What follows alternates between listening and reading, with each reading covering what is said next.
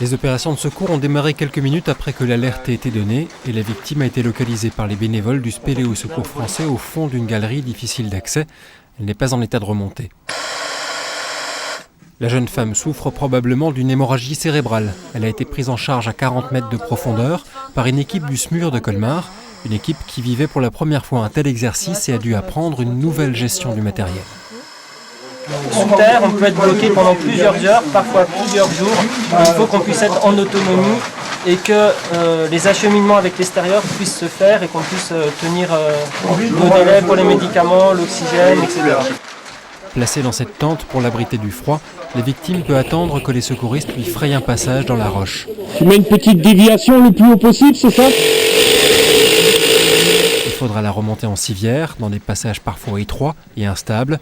Ici, un éboulis a partiellement bouché le passage, il faut consolider avant de passer.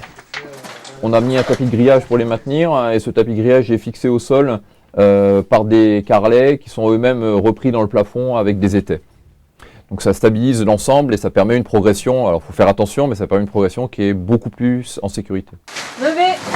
Pour cet exercice annuel, c'est le Spéléo Secours Français qui montre ce qu'il sait faire.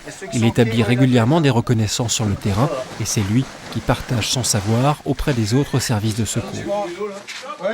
C'est un travail qui est coordonné notamment en surface, en phase de recherche, qui est d'autant plus coordonné avec le Spéléo Secours Français quand il faut descendre dans les cavités pour trouver la personne, parce qu'on a besoin de leur connaissance, on a besoin de leur expertise.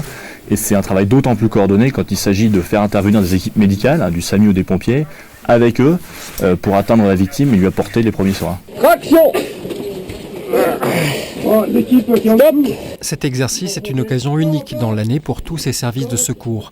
Ils apprennent à mieux travailler ensemble et corrigent leurs erreurs pour être mieux préparés le jour d'une véritable opération de sauvetage. Traction ! Des sauvetages qui restent rares en Alsace, faute de galeries intéressantes à explorer. Les équipes de spéléologues sortent en moyenne une fois par an pour porter secours. On décroche de toute façon, il n'y a plus de risque. Bon. Voilà.